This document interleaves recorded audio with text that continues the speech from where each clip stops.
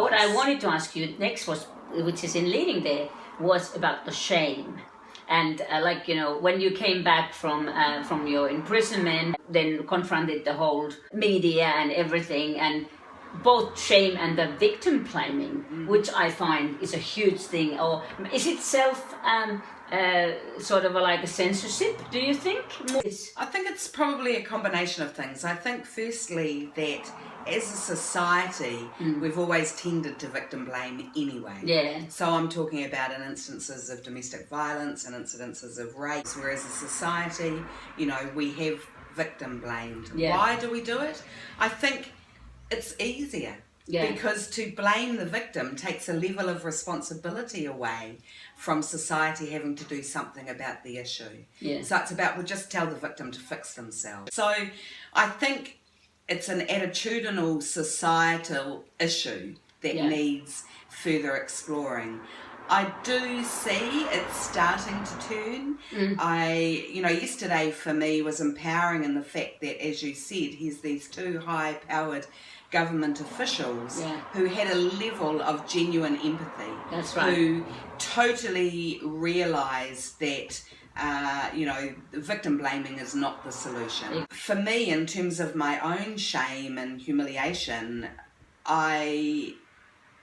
that was immense in those first few weeks and months after my arrest, and it was all to do, it just got to a point for me where I thought, you know, this isn't healthy. It's not healthy to stay in this state. I now understand that actually we as victims, or when we were victims, you know, we didn't do anything wrong. And then I began to realise, well, if we did nothing wrong, why are we feeling the shame? Exactly. You know, because the shame's not ours. Well, the shame needs to lie with the scammers, with those that are corrupt. Well, I've been researching pornography a long time ago, and that's what I realised when I sort of woke up. I realised that the patterns are exactly the same. The other interesting and thing that is relative in all of these issues is that there's a market. So while there's a market for pornography, while there's a market for drugs, while there's a market for money laundering, you know,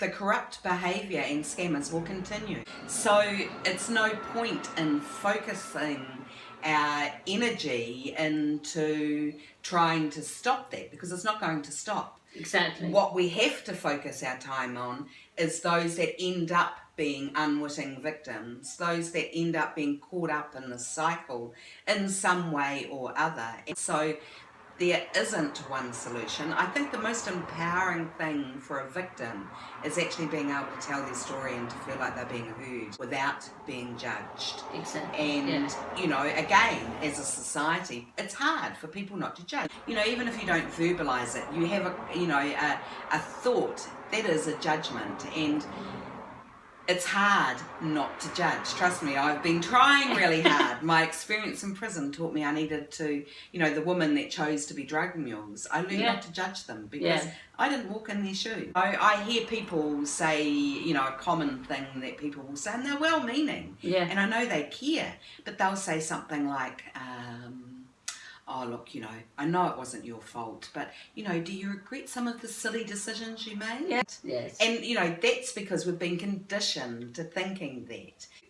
For me, I think we just need to, if we can start to create those safe, respectful, non-judgmental environments where victims are able to tell their stories in their way, and to just have people continue to respect them and to have a relationship with them, I'm sure will be far more empowering than a lot of what is going on currently. You know? Yes. You said before that forgiveness, gratitude and family. Yes. Let's talk about them a little bit here. Okay, so forgiveness, it became very important to me not to leave prison bitter and twisted and wanting to, you know, string my scammer up and to, you know, grab a shotgun and go after a group of scammers.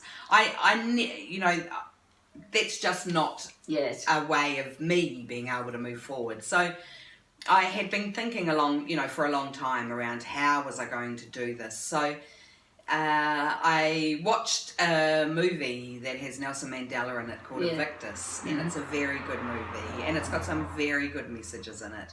And one of the things that Mandela said to his staff when he was first elected as Prime Minister, and they were refusing to work with their white colleagues, and he pulled them all together and he talked to them and said, you know, forgiveness liberates the soul. And I thought, how true is that? And I thought, well, oh my God, if Mandela can forgive a country, then who am I to hold on to this, these negative feelings? I needed to forgive. And so I did. And actually, once I had that almost epiphany, I realised that, you know, forgiving the other person isn't about them, you know, because it may have no impact on them. Yes. But it's all about yourself. So in order to forgive someone else, you know, it does liberate your soul. You're then in a position to be able to move forward. In fact, I tweeted a tweet a wee while ago about a story where they had actually caught some scammers.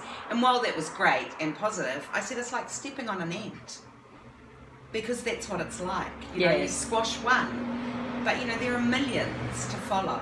And it's very much the same as this. So I do believe that a lot of the answer lies in the internet, even though that was, you know, the vehicle in which, you know, is used nowadays to scam many people. Doesn't mean that I'm against the internet or I'm against technology, not at all. You know, I think that we can use that to our advantage just as easily as the scammers use it to their advantage. So I guess having said all that, and the other one that we talked about was gratitude, and you know, this probably occurred within days of my arrest when I realised that I became very grateful that I had never made my destination. You know, what would have happened? I would have arrived in London. I would have been met by someone who I would not have recognised. He was not the person I'd been, well, he may have been the person I was talking to, but he wasn't the person I'd fallen in love with. You know, what would they have done with me? Because by that point, I guess I would have known that it was drugs. And already trafficking. That's right. And that I was now a drug trafficker. And, you know, that in itself would have been hard enough to deal with. I was grateful for that, but I was also grateful for the fact that, you know, my family weren't still searching for me some 5 years later, never finding me. Because I'd had my throat slit and was on the back street of an alley in London somewhere. As time went by, I became grateful that I wasn't locked up in a country with a death penalty for drug trafficking. I became grateful for the fact that there were internationals in the prison with me from a variety of countries around the world that spoke English. But, you know, at the end of it, I was most grateful for a supportive family. Do you think,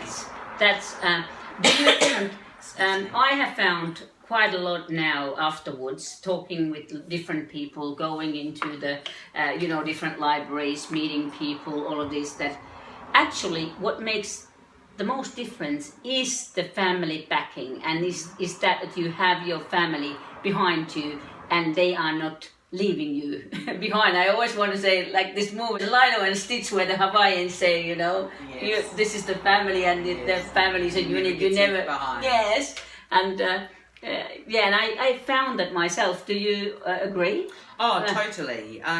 You know, and I think in many ways this whole experience has probably been harder on them than it has on me. My family had to deal with it and still get up and go to work and, you know, create an income and figure out the way they were going to pay for a lawyer. After you came back, and then what has your family backing, like the fact I saw your family were there yesterday, I have the same thing, so I feel that shame is somehow taken away because of that, and that makes all the difference there. I don't care about anybody else. How about you? Totally. I mean, my family were my whole reason for surviving it. And, you know, they're my reason now for sort of standing up and talking about this, because I saw the impact on them. They often say that your worst experiences turn out to be your best experiences.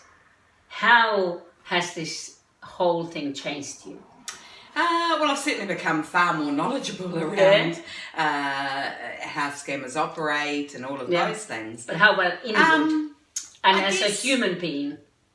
I guess, in fact, I tried to write this the other day along the lines of I realised that many of the experiences, and I'm not saying this as articulately as I'd like to, but the experiences that we have in life, we do have the opportunity to determine how those experiences impact on us. Mm-hmm. So we can choose to take a negative or a positive experience in our lives, and we can determine the outcome. Now, by that I mean, I knew I wanted some good to come of this. Yes. And if that good is by sharing my story, by, working on campaigns, working with Mule, helping others, standing up and speaking and advocating on behalf of other victims. I was just talking to my daughter last night and I was saying, my work has always been something that can easily consume me. Yes. Not just this, what I'm doing now, but even in my past. So I guess in that respect, I haven't changed. Yes. My focus has changed. Yes. And, 6 years ago, I would never have thought that. I would never have thought what I went through, but I also would never have, this isn't an issue that may ever have crossed my path. So I feel by the mere fact that it did, is some sort of indication that I need to, or I'm on the right path now, that I need to continue to work in this area in some way or other. Yes, because you can never forget something that is so big. In my book, On the Line, I've written 2 short stories, and I started writing because I wanted to recreate the ending to be the happy ending. Because I do believe in happy endings still. I believe in romance, and in there I even compare what the scammers did, how they got us into this romantic mood, which was exactly similar to the romance books many people love. You believe that in this way you are going to contribute into getting your own happy ending. And what does that look like? Well, I'm not quite sure what that looks like. I think right for the here and now, it's an ability to be able to pay my way in the world again. Yes. I have struggled to find work. I'm writing a book, as you know, more to just share my experience and my learnings, things I learned to be grateful for and so forth. Yeah. But also I've got some contributions from others who are going to write about their knowledge in this particular area. More so not to substantiate what I'm saying, but more to put a bit of almost, I guess, evidence behind, because there is research being done now. There are, as we know with Dr. Cassandra Cross, I'm excited about her research coming out. The book isn't necessarily for those that are skeptics. Yes. I would like to think that if they read it, because often the skeptics won't read it anyway, but if they read it, they may get a bit of insight. But more it's for those that are, sitting on the fence, that are a little bit not sure. Hopefully it may give them some signs to recognise if it's happening amongst their friends or family. Yes. I'm not doing it to change the minds of those that are judgmental and critical. I'm doing it for those that either are sitting on the fence or those that want to know more about this subject. Exactly.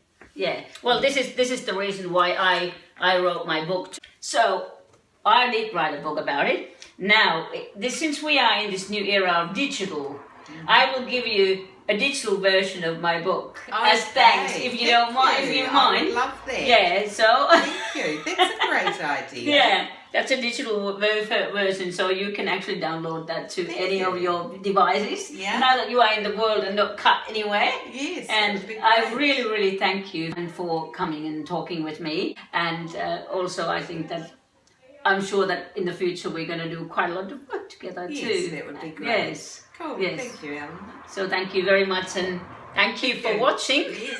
Thank you. Goodbye.